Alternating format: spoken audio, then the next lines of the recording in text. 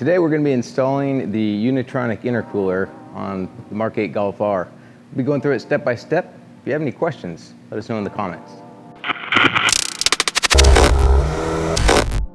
Alright guys, we're going to get started on installing this Unitronic intercooler. We're going to begin by disassembly and we'll continue with getting it put in there and show you some tips and tricks to make it a little bit easier. Alright, so we're going to get started by disassembling the intake system. It's going to need to be out of the way for what we've got to do with the intercooler anyways. The intake box and this shroud are going to need to be removed, and then we'll continue with disassembly. But really it's a pretty quick and simple process once you figure out the ins and outs of it, and we'll show you each bit that we've managed to figure out to simplify the process. So first things first, we're going to get the intake box loosened up a little bit. These two components fit really tightly together, and it's kind of difficult to get either one out without working with the other. So first we're going to get the intake hose off here. This is a pretty strong spring clamp, and a good pair of pliers is going to go a long ways. This guy will slide right off towards the back. Now, don't let the spring go because it does collapse quite a bit.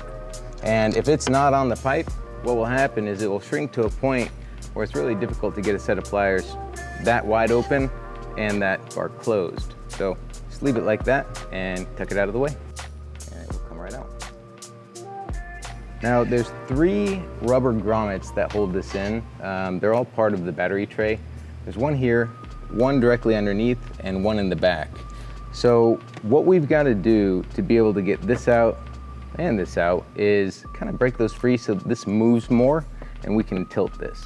So first we'll pop the back one up, and then this one will pop up, and then finally the front one, which may not go so easily, but we've got a lot more flexibility here. Remove this coolant line from the air duct.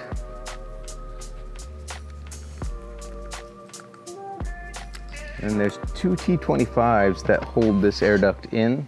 They're on the outside attached to the core support.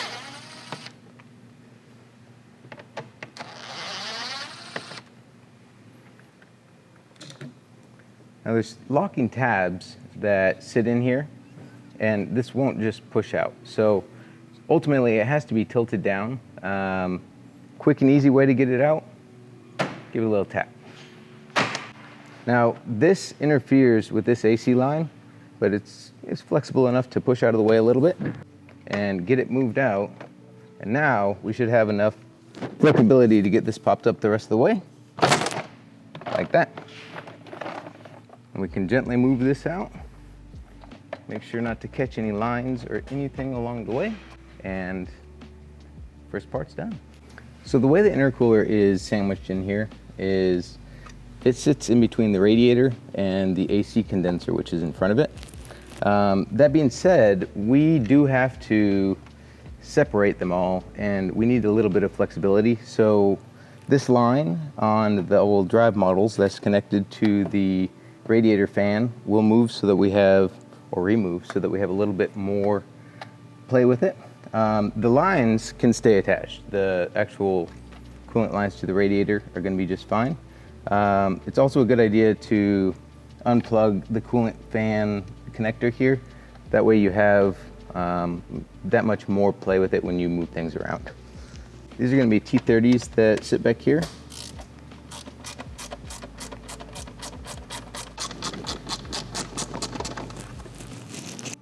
So with these screws removed, this line is no longer connected and has quite a bit of play. So we'll be good there. On the bottom passenger side of the radiator, there is a coolant temperature sensor. That boom doesn't have a whole lot of room to move, so we're going to go ahead and disconnect it as well. All right, so next we're going to go ahead and disconnect the coolant fans, and that's this big connector down here with the red tab on the top.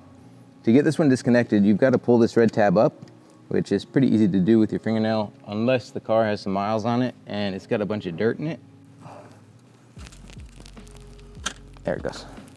All right, so it pops right down, and now that's free. So when we move the stack forward, that'll come with it and not get caught up or cause us any tension.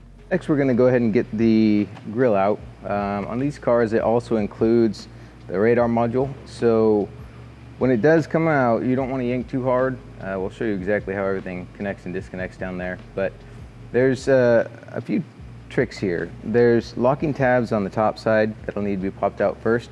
And then there's locking tabs on the bottom side, which usually pop out with relative ease. Again, unless the car has a lot of dirt and sand in it, which creates a lot more friction and it can be a bit of a challenge. So these are going to be 2 more T25s that'll come right out. We'll set those aside. And those are the only fasteners that hold this in. So with a little bit of love from the top, we'll get the fasteners up here disconnected. There we go. So that's all good. And now from the edges, you gently want to pull up and out. And with any luck, we'll get a little bit of cooperation from it here soon. And let's see, I might actually go in and coerce it. So on this side, it's a little bit more challenging because this is all blocked off, but we'll have better access after this side starts moving. We're gonna go ahead and go in with our pick again. And from this side, we'll start with this far locking tab. And you wanna get under it as it sits over the nub, and gently lift it. And then when you pull this, it should slide out. And we got it. So now we're on to the next one. That one. And this guy has already started moving. Now, we can see this one. We should be able to get the process started over here. There she is.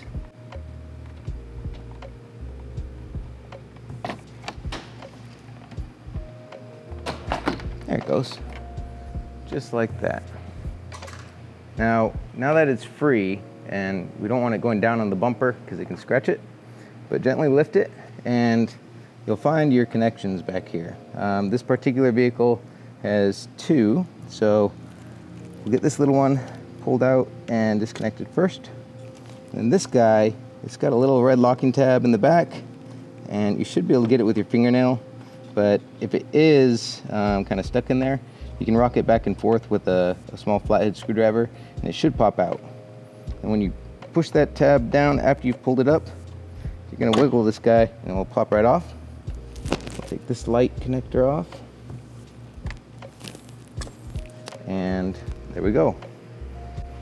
Okay, so the next part that we need to take care of is getting the bumper off. There's a lot more than just up here involved with that. So we'll start with the bits and pieces here and then move on with getting the car lifted up, wheels off, fender wells out, and pick up. So we've got 4 T25s that live up here and hold the bumper on.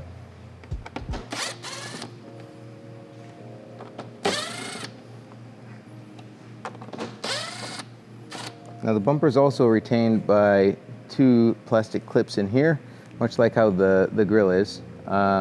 So once we get everything disconnected, we'll manipulate that and get it to pop out. And everything should slide forward without any issues. But let's continue and get this thing loosened up a little bit more and show you how that goes.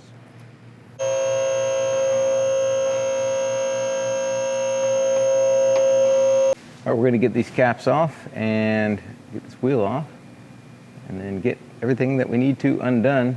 So this guy's freed up. It's always good to have one of these handy, wheel hanger, just to make it so when you get that last one out, you can easily stabilize it and it doesn't pop off on you.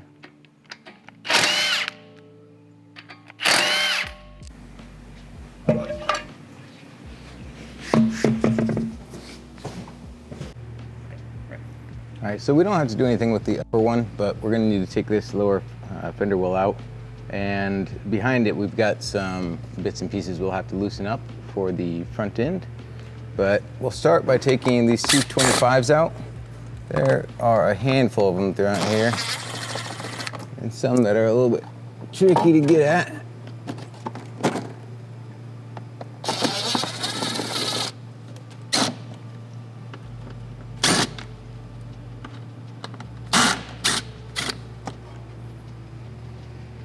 All right, we'll do the same thing to the other side, then move to under the car.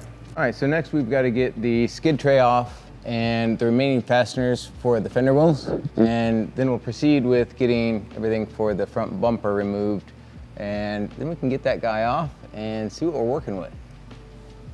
These are all going to be T25s down here.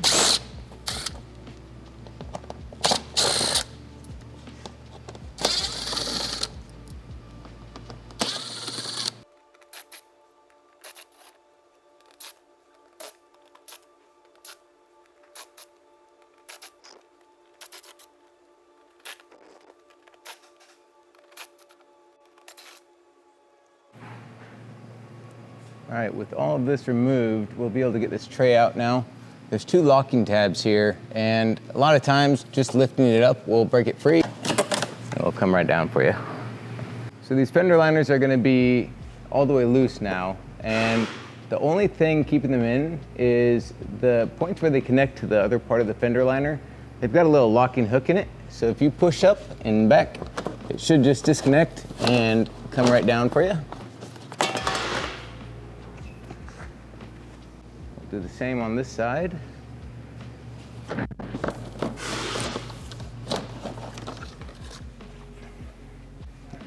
So we're going to get the OEM intercooler hoses off from the intercooler itself.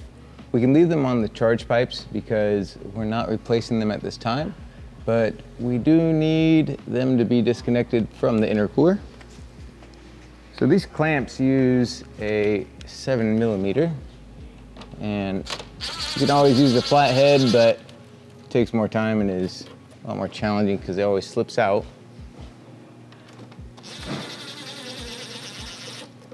So these are loose now. And if they are stuck on there really good, which I don't expect them to be, there we go. But if they are, you can get a larger pick behind them and it should come right off.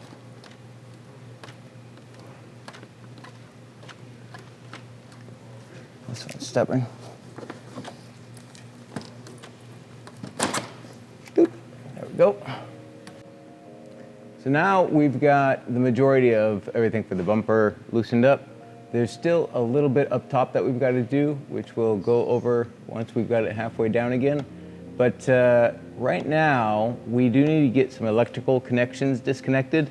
They are going to be for all of the front electrical stuff. There's one big pigtail back here, and it is located up on the top left side of the bumper. And this is just a quick disconnector. So pull that tab down, pull it back, and it's free.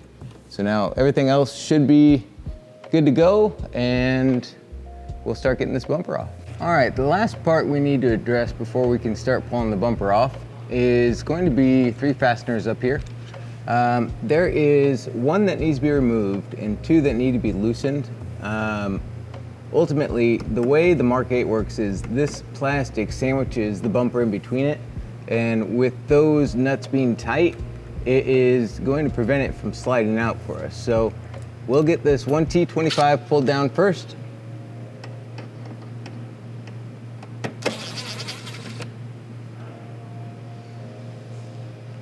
And then we'll go ahead and just take those guys down all the way so that we don't have to worry about or deal with them. Now, these are just little plastic nuts, so when you're taking them off and putting them on, don't use anything too powerful or go too crazy with them because they will strip out. All right, so we are ready to start getting the bumper removed. We're gonna go ahead and get this wiring harness out of the way here. These little spring clamps are gonna pop off, and you'll notice that these leave a little bit of a mark where they come from. So it's really easy to put them back in the same position with reassembly. We'll just tuck this guy out of the way for now. And now, as I mentioned before, these are the two locking tabs that we've got to deal with. The Mark 8 also has a reinforced crash bar. So instead of just having the upper portion like the Mark 7 did, it's got an extension that goes down to the bottom, and the bumper actually slides over. So that can create a little bit of a situation getting it on and off. So just keep that in mind when you're pulling this guy forward. We should be able to, at this point, now that everything's disconnected, get the side of the bumper pulled. So that should just pop right out like that. And alongside of the headlight, it will as well. And you don't necessarily just want to pull until it pops, and you don't want to yank it, but you definitely want to give it a strong tug. And everything will pop out without those clips being jeopardized. So these work in a similar fashion as the grill. So there's a black plastic tab that goes up inside of the clip.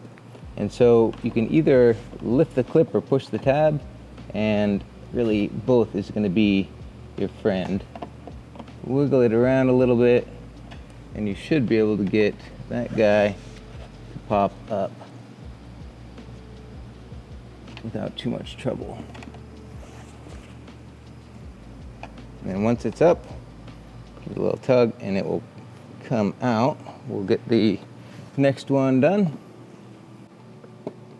So now with those disconnected from their retainer, should be able to gently pull the bumper forward.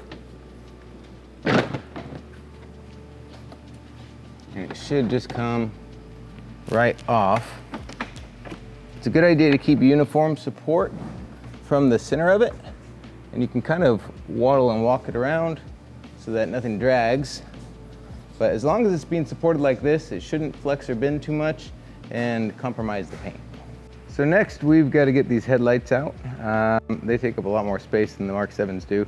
And on the Mark 7, you can actually get away with doing this job without taking the headlights out. But we're going to today. So we've got quite a few fasteners. All of these are going to be T30s. And we'll start by showing you exactly where those are. We're going to start right here. This is the top tab of the headlight. And then this is securing the headlight to the bracket. Now, we're going to leave these brackets in for now. They do connect to the core support, and we will remove them in a short while. But while we get the headlights out and everything disconnected, they're going to aid us in supporting some things. We're going to have a couple different T30s. Now, these can be taken off and it can come out separately from this bracket, but oftentimes I find that removing the bracket is quite easy. This particular car has some modules up here, which like a lot of the GTIs that I've worked on don't. So we may very well work on getting it out from the bracket and go about that way.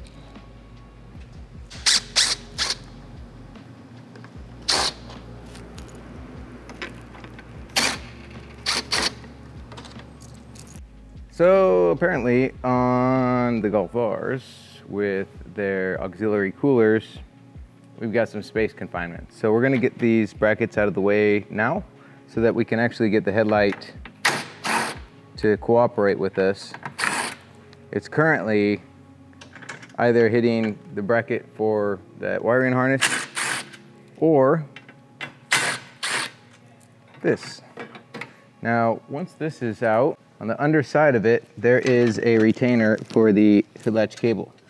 That just pops right off, and there's this plastic clip that it resides in, and then it should be free. All right, so much like the other side, we had to take this bracket off so that we could get the headlight around these auxiliary coolers that Volkswagen has put here so graciously, but crammed in a little tiny space. So we'll go ahead and get this headlight disconnected here. And she should be ready to come out. We've already got the electrical connection disconnected from the bracket here, but we'll pop off the wiring harness from it. On this side, it is actually retained here, unlike the other side. So that guy will come off, and then there's one right back here too, and it looks like that might be the easiest way to get it off through there, just like that. Now it's completely free, and we should be ready to get this headlight moving forward. Now, they're a little bit tight and locked in the brackets when the brackets are on and everything's in its place. So removing it with the bracket is easiest, and then it will separate quite easily. But this bracket sits on at roughly a 45-degree angle up to the car. So when it comes forward, it has to come down and forward a little bit. And so if you tilt the headlight up and pull down and forward, you can usually get it to disengage without too much trouble.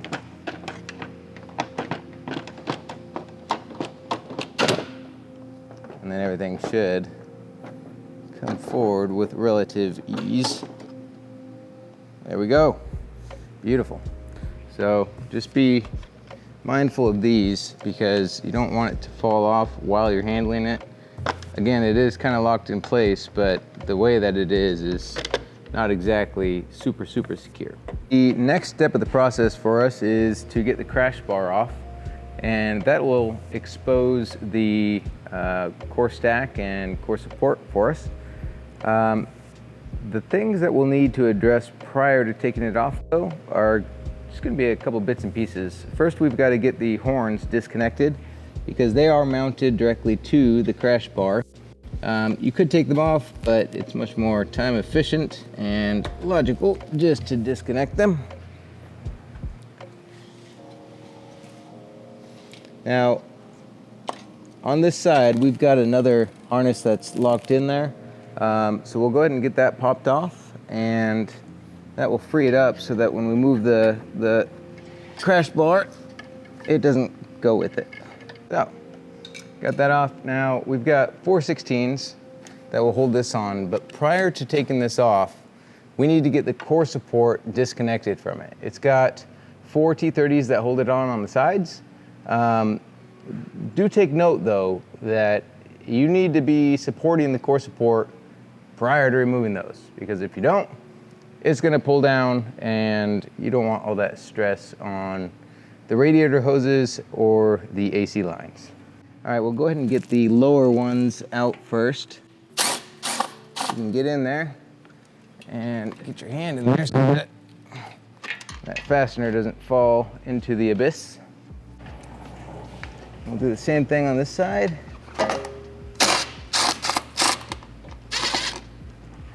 And now we're going to want to disconnect a couple things from the core support so that when it moves, which it will move a little bit here, it doesn't cause any adverse effects to your wiring. So on the back side, we've got 2 hood latch position sensors, one on either side, as well as 2 impact sensors for the airbag system.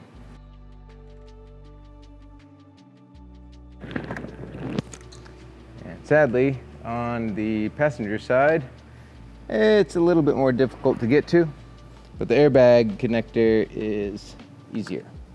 So that guy is off, and then we've got this one back here, and you can rock it down and get access to the locking tab. And these locking tabs are a little bit more robust than the rest of them, but once you push it down and hear that click, it'll come right off. So with all of our electrical connectors disconnected, we are ready to loosen up the core support. Things are going to shift a little bit here. There's going to be some things that'll hold it in place, such as these components here. But once we get these top screws out, this should drop down a little bit, and we've got a support underneath. We'll go ahead and get that padded so that there isn't much room for it to move. Put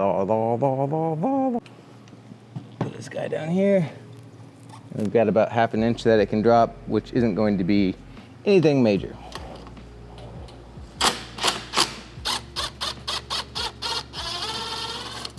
So this side is disconnected. And now This side, it's not gonna hurt to put a little bit of tension on there so it doesn't drop down too much. And she's free. So now our core support is not connected to the crash bar in any actual physical form. These just sit on here, so they'll pop right off as soon as we get everything moving. And that crash bar can come off now. So we'll grab our 16mm socket and 1/2" extension and zap those bolts out and pull this guy off. All right, so I like to start with removing these 3 and leaving these guys on for the last because they're the easiest to access, and when you're preparing to pull this guy off, having it in a position where you don't have to fight with it is ideal. It's a little bit cumbersome. So we can get these guys removed. Now, a couple things to take note of. There are going to be impressions of where all of these components were installed previously. Now, it's never a bad idea if you want to mark them yourselves so that you can get them back in the same position. So your headlights, your bumper, and everything lines up the way that it should. Grab a paint pen, even a little scoring tool, mark it, it's fine. But as you can see here, we've got this ring of where this bolt was, so we know exactly where it's going to go back. And same lies with the supports for the core support, where we've got an indentation of where that fastener was. We'll be able to get it lined up exactly where it was previously. Now this last one, just loosen it. You don't want to take it all the way off. So with the last 2 taken out, what we can do is support the crash bar and remove those 2 bolts, and everything should pull straight forward without causing any weird abnormalities, abnormalities or anomalies. Not one word. Yeah. Anyways, crash bar's coming off. So I like to put my weight up against it and push it onto the car, and that helps hold it in place. Most of the time it's sitting a little bit low, so if you pull it up a little bit, those bolts will come right out. And once this one is out, we'll get the next one. Come on, hand. Work. Oop. Here.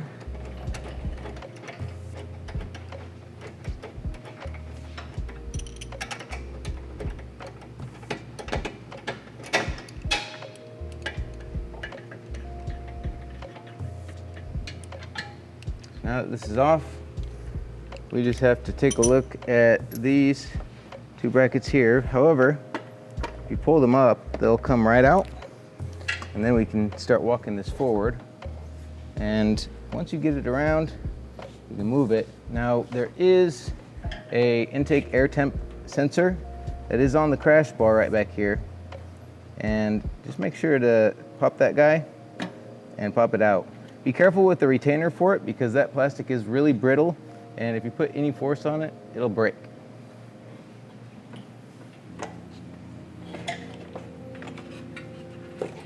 All right, here is our Mark 8 crash bar.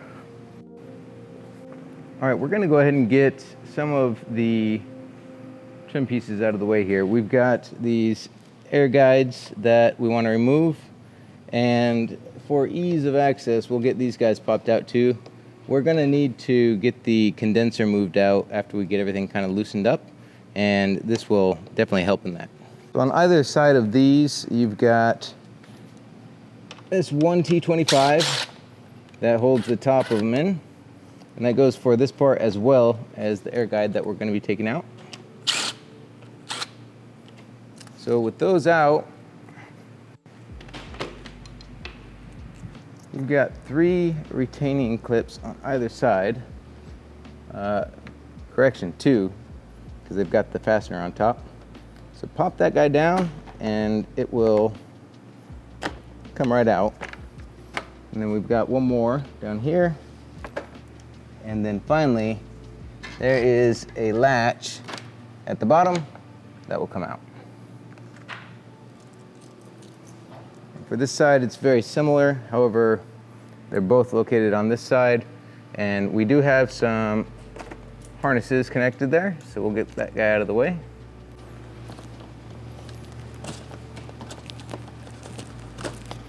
All right, so that is free now, and we'll get this out of the actual core support because we will be pulling it to the side here.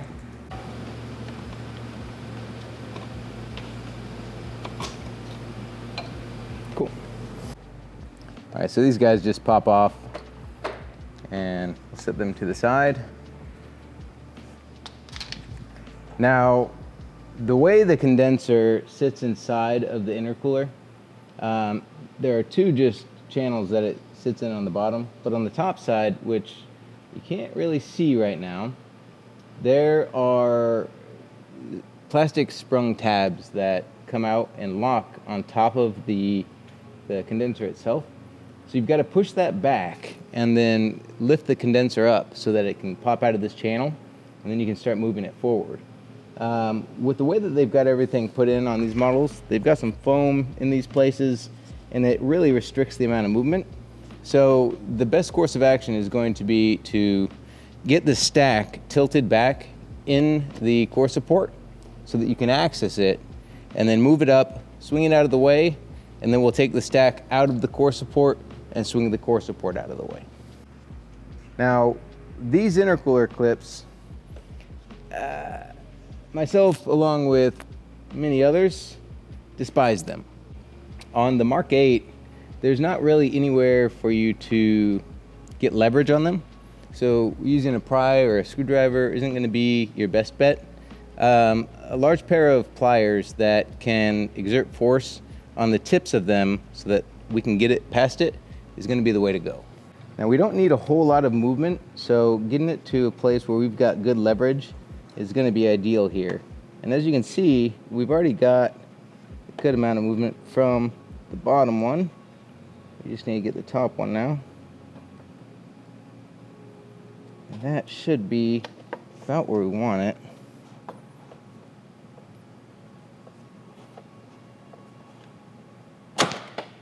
And it'll pop right back. Now we can move over to the other side, and we're going to do the same thing. This side does have some tabs that you can use for leverage, but we're going to forego that today and just try to do this there we go. So now that we've got those out, we're going to go ahead and remove these foam blocks up here. And that will give us access to the condenser. And here you can see the channel that they're in. You can't see the locking tab, which is right above it. So the easiest way to get to that locking tab on these cars is to use these little holes. You're going to want to get a little screwdriver or something in there that you can push those tabs back with, and then we'll pry up and lift that out of the way. Make sure that you're on the tab itself, and then once you push that in, you can see that this guy will lift right out. Now we're going to do the same thing over here.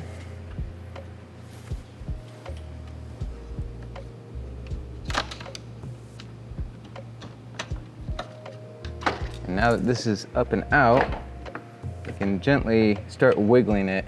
We've got to get it out and out of the way without putting stress on the lines. Like that will be just fine. These aren't going to be kinked or twisted in any way that's too terrible.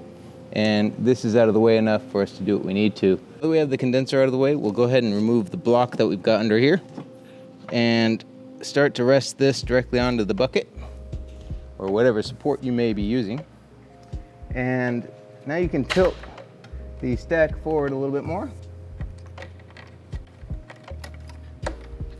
And it's going to take a little bit of effort because the radiator is full of coolant, but with the core support pulled forward, you're going to go ahead and lift up on either side of the intercooler and radiator and then start moving it back. And what will happen is it will disengage from the core support itself and allow us to move it out. Now, got that one done. Got to get this one out of the secondary position. And now these are free for the most part. And we'll sneak it out and over. Now you'll notice I didn't disconnect the actual hood latch cable. It's not going to be necessary for what we're doing here.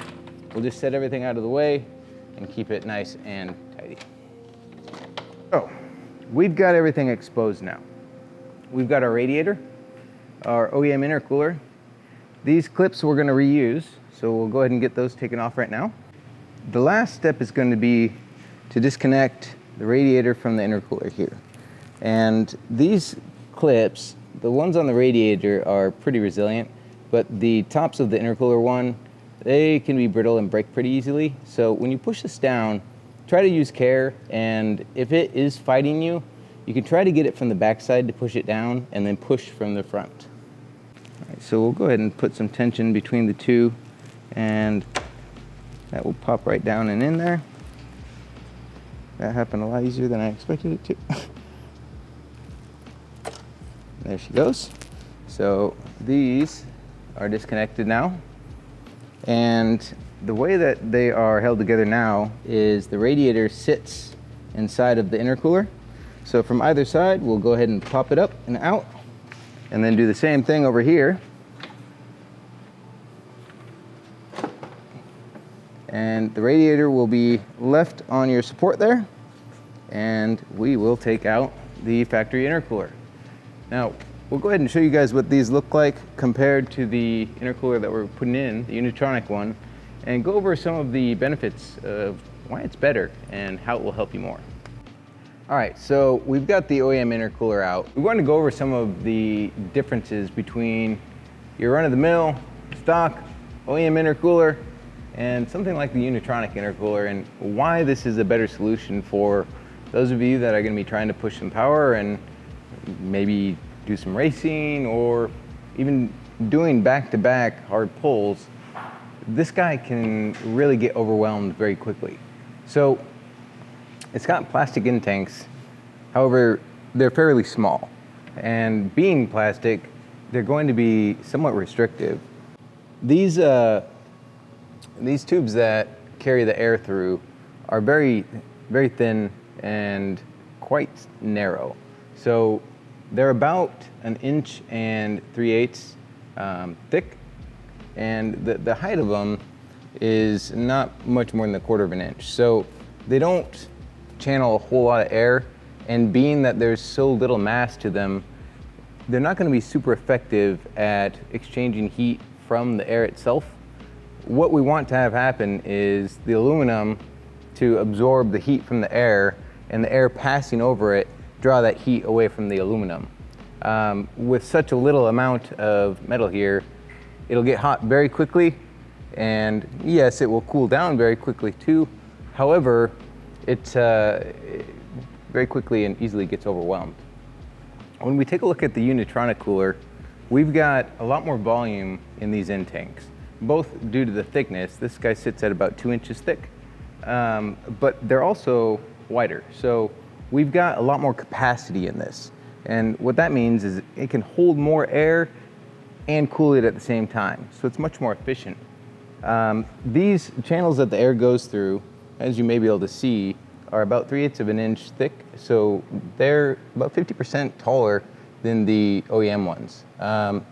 Also, being that they're 2 inches wider, or 2 inches wide rather than 1 3/8 inches, they're gonna be able to channel a lot more air through there, especially under loaded conditions when this is pressurized. These vehicles are running upwards of 30 pounds of boost from the factory, and with that, you're cramming a lot of air into a tight space. So with it able to move it much more efficiently, your pressure drop's gonna be much more minimal comparatively.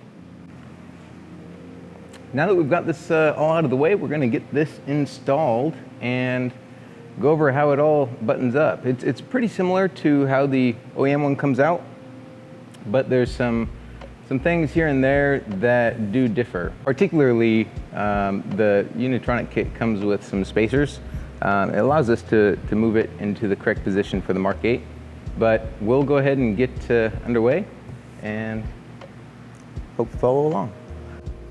So we've got our friend here now, and we're going to need to get it in position, and that will be between our condenser and radiator, as was before.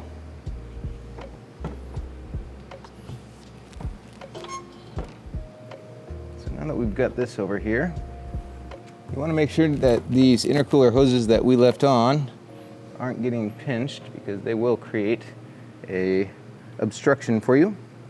But the first order of business is getting the bottom of the radiator mounted into the intercooler. So we'll start over on this side, and as you can see, we've got to lift it up and line everything up here. Looks like it needs to go over. There it is. So now that we've got that set in place, we can kind of start wiggling things where it needs to be. Now, just press that, and you'll see this isn't necessarily a thing with the intercooler, but with these plastic tabs that they use. It is locking, but it's pretty easy to overcome. So what we're gonna do is put something in there to lock it in place, and it should be good to go. So for the sake of it, we're just gonna use some spring washers in here, and we'll go ahead and get them tapped in so that they actually go under tension. But the idea is that these will hold these tabs up, and we won't have to worry about any weird things coming undone in the future. And it's fairly easy to undo if we ever need to take this out. So these are under tension now and will not be coming loose, and everything is secured in place. So those washers won't come out, and these tabs will remain locked. This isn't going to be something that you necessarily have to do or really even need to worry about too much, because chances are it'll be perfectly fine. But with where we're going with this car and how aggressive it's going to be driven, we don't want anything that could happen. So the Unitronic intercooler comes with 4 set screws that hold the AC condenser in place. We'll go ahead and get these put into their respective holes so that they are more easy to manipulate later. It's quite difficult to get them in the tight space that they're in unless they're already in there. So what we'll do now is get the core support wrapped around this, get this mounted into the core support, and before we actually lock it in, we'll get the condenser put in place and then sandwich everything together. Clips, they'll sit right on the sides. And do note that these rubber feet that go down, they go down, not up.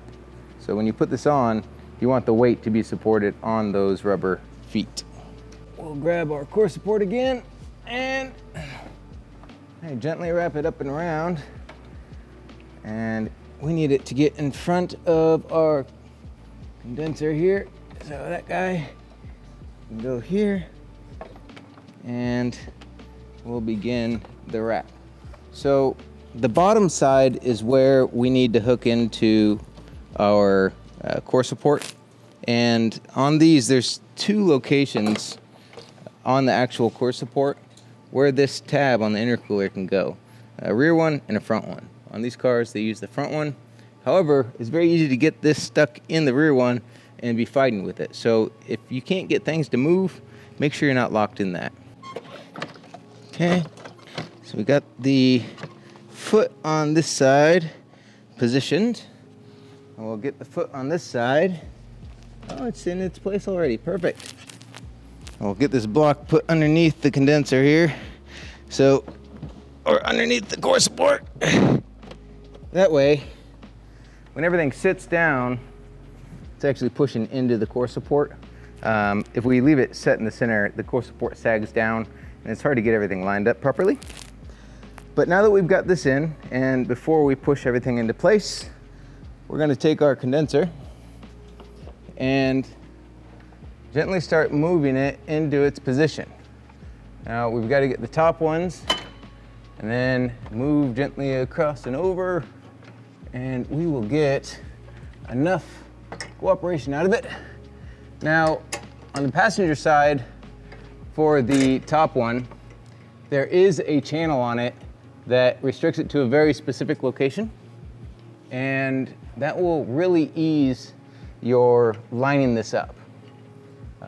Currently, we are lined up, but it seems like our tabs may be a little bit tight.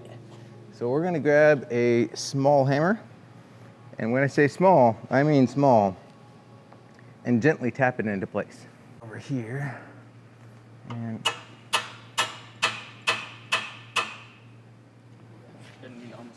it's okay.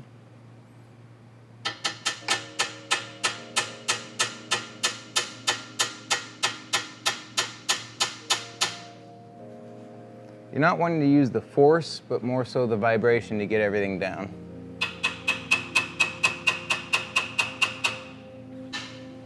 Now you'll see when they hit the bottom of these feet and everything is in place as it should be. And again, before closing this up, because some of these may be obstructed, go ahead and tighten those set screws down so the condenser is locked in place.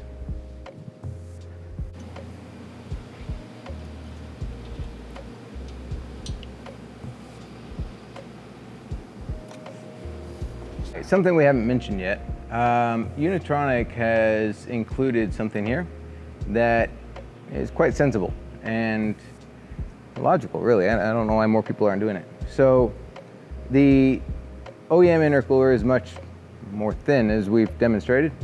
That can create a couple challenges.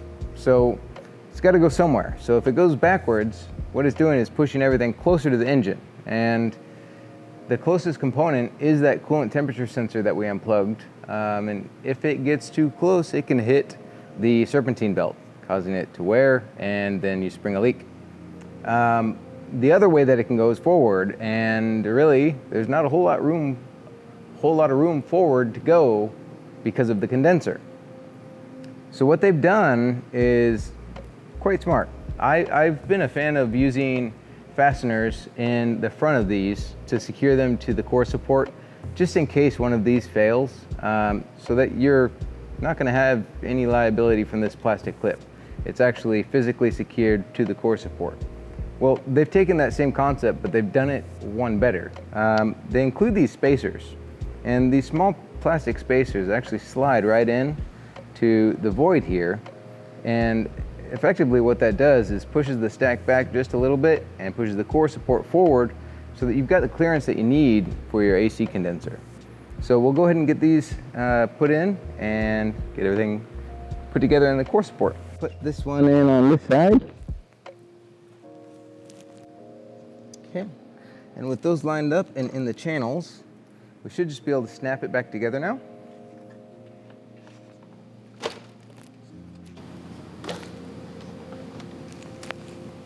As with the majority of these fasteners, these are also T30s. So we'll get it started here. Should be snug.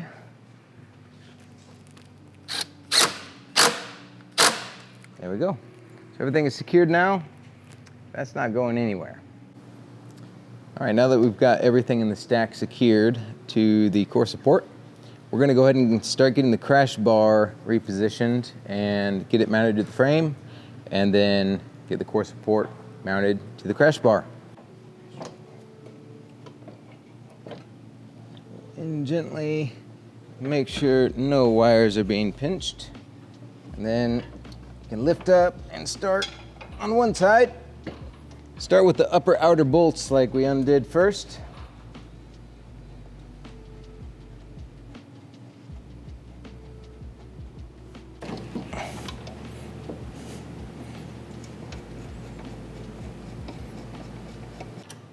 So we're going slow here because, as we mentioned before, we're going to work on lining these up back to where they were previously. And so we don't want them tight. so we're not going to impact them in or anything. Just get them right up next against the metal so that we can still move the bar. And then we'll get everything dialed in, snugged up, double check, and then torque it down.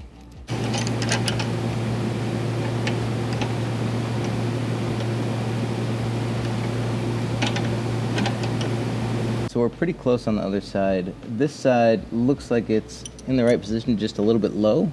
So we'll lift it up, check all the bolts, make sure that we don't have any wear marks living outside of them. And then we can snug this up.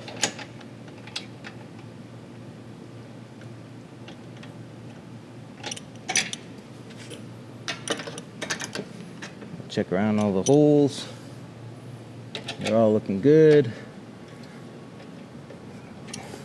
Now, you can see here this one is a little low, so we should be able to just lift this side up. This bar will flex a little bit, giving us the ability to line this up while that side is tight. So we've got everything in the position where we want it.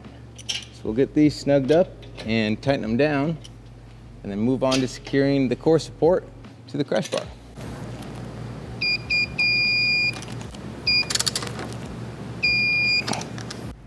All right, with our crash bar secured to the car, we can go ahead and get the core support attached to the crash bar. We'll go basically in reverse order of how we undid everything. We'll start with the top two and then install the bottom two. Then we'll start snugging everything up just like we did with the crash bar and make sure that it's lined up where we want it.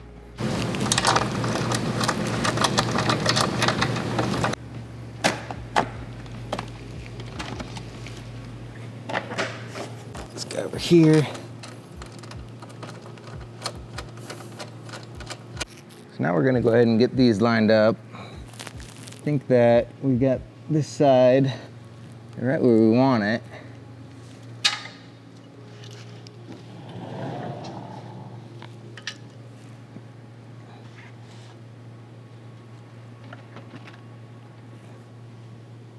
Get as far forward.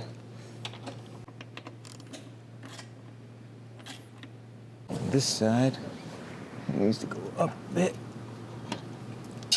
right there.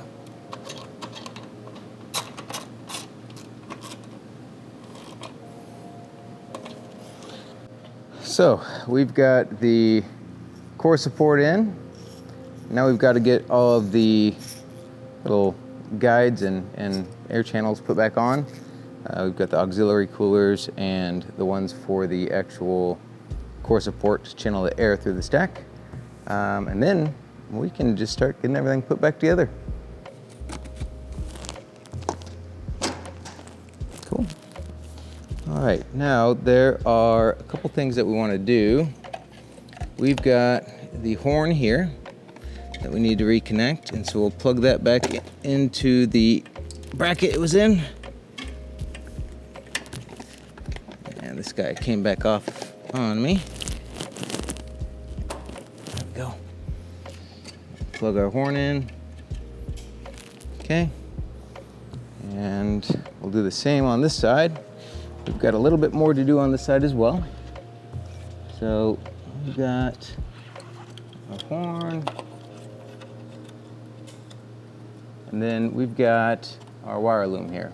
Now this is going to come up and come above the crash bar.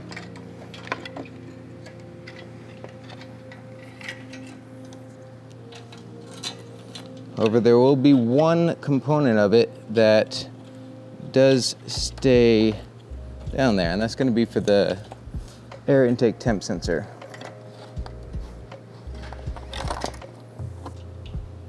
So as we come up, we can kind of see where everything's supposed to be. Down on the side, we've got our little retainer that goes into the core support. So we'll plug that guy in right here. And then we can continue clipping everything in place.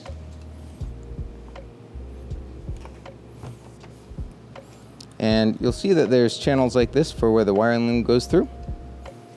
And then Again, just make sure to find all the places that have the wear marks where this belongs, and everything should fit the way that it's supposed to.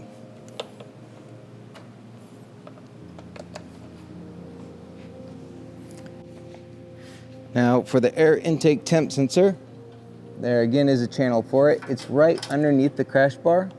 So you can pull this out of the way and pull it in, and it plugs right into the back of that sensor. Now we're gonna go ahead and get some of the electrical connections plugged back in prior to getting the headlights put in, as they take up quite a bit of space, and this makes it a little bit easier. So first things first, now that we've got everything secured, we can plug that coolant temp sensor back in down there. That'll be the first thing. And then we will plug in our hood latch position sensor. Now this is a little bit tight, but should be good to go. Just make sure that it's not wrapped around that part of the AC line.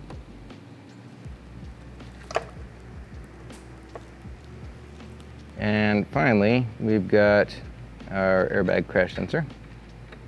Make sure to lock the tab when you put those back on. I'll do the same to the other side. So here we've got our sensor and connector. Down here, a little friend fell. I'll bring him outside of this one. And on this side it goes inward. And that is that. Now, I'll also go ahead and take this opportunity to get the cooling fans reconnected. We'll just line it up and it should slide right into the upper part without too much trouble. And then when it latches, you'll hear an audible click, and then you can lock the red tab down. Give it a good tug just to make sure that it's got a positive connection there. As we get ready to put our headlights in, we'll go ahead and take the connectors and put them up in a position that they're not stuck underneath where the headlights will be, because that can make it a little bit troubling to get to. And what we'll do is get the headlights installed with the brackets on them, and then get everything secured in place. All right, so we'll start with the passenger side headlight. We've got the bracket on the headlight, and we will go ahead and get it snaked into place here.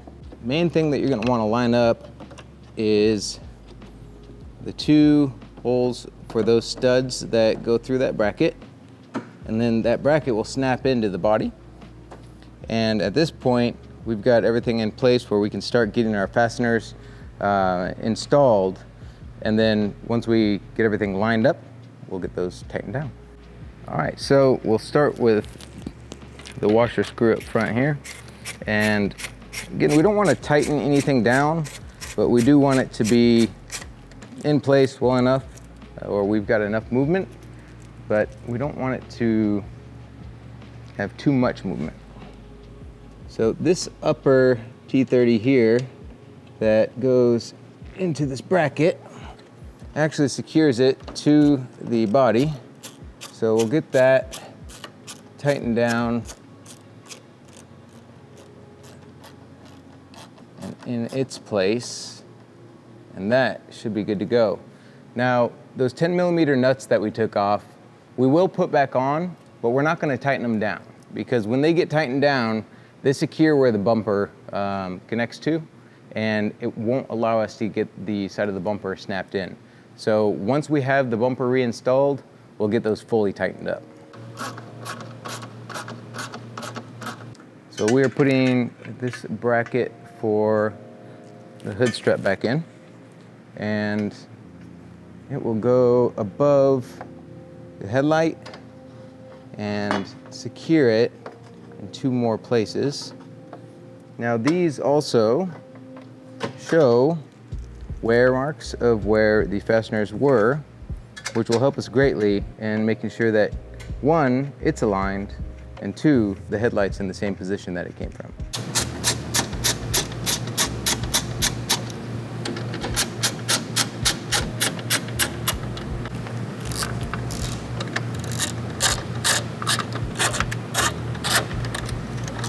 still got enough movement. But what we're gonna do is get it lined up against the fender, and then we can start tightening it from the bracket and the bracket to the body. Side kind of thing, you know? With the passenger headlight in, we're gonna move on to the driver's side, and really it's the same exact process as before, but we just have to put the bracket on this one. So we're gonna get this thrown in and we'll pick back up with the bumper. Headlights are on. We are gonna get the bumper back on, followed by the fender liners, intercooler hoses, and just get everything buttoned up. We're pretty much done. Taking the bumper off is fairly simple alone. However, when you put it back on, it can be quite a bit of a challenge because you've got to get the wings of the bumper around this without getting caught under anything, and you don't want to scratch your bumper up. So Coleman is going to assist me in getting this lined up, and the things that we need to pay attention to are going to be where the ducts line up to the ducts on the bumper, and where the bottom of the crash bar is going to slide in under the bumper duct and really in the channel on the bumper. So we'll get everything up and start moving it in, and should have it together in no time. Oh, hold on, I gotta get my hand in here. There we go, we're lined up on that. Headlight is lined up. And this will pop right in. And we've got the bumper secured on this side, bumper secured on this side. Now we've got to get our T25 screws put in. We've got 2 of them up top and then a number of them underneath, which we'll take care of along with the skid tray and the fender liners. And then we'll come back up to the top and get everything up here buttoned up. But here we go. All right, so when we put everything back together, I think I mentioned these plastic 10mm nuts that go under here. We have them on there, but they're not tight. And the reason is we needed to be able to snap the bumper in. Now with it in, we'll be able to go ahead and tighten those down. And then there's one T25 that goes up through the bumper. We'll need to take care of that before we deal with the fender liner. All right, so we're gonna get these guys tightened down.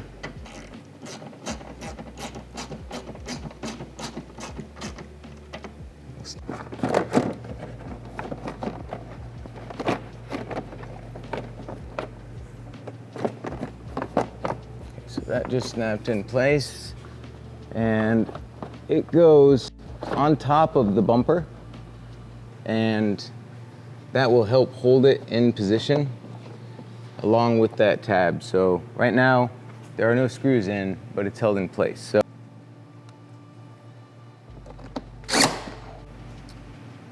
So we're gonna start by getting the bottom of the bumper secured to the core support. We've got all the fasteners into the bumper for the fender liners already, and then we just have to get our intercooler hoses hooked up and put the under tray back on.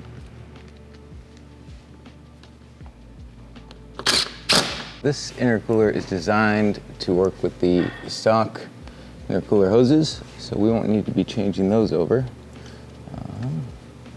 Get these caps off, and we should be able to slide this guy right on.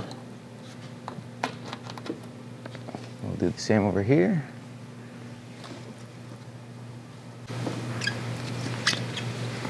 Beautiful. All right, last step of the process underneath is going to be to plug in the connector for the bumper and get the skid tray back on. So the connector for the bumper is right up here, and I'm an idiot. So let me pull this apart. All right, boys and girls, don't forget to plug this guy in like I did. Otherwise, you're gonna have to get it in a tight space. So this goes on a hanger on the side of the bumper here. Should slide up it like that, and it clips in. All good. All right, so with everything plugged back in and hooked up, we are going to get this tray back on and we should be done underneath the vehicle. All right, so now we're gonna get the wheels put back on and get everything up top buttoned up. We'll be done with this intercooler install. All right, so we're gonna be getting the grill put back in now, and first thing's gonna be connecting our lights and our radar, and then we've got to make sure that we get these tabs back in the channels that they came out of, and these top ones gotta slide in underneath this. So when you get everything moved forward and put in position, go slow, be careful, and just pay a lot of attention to where everything's at, because it's very easy to get it a little bit cockeyed and have some issues with getting it to snap all the way in.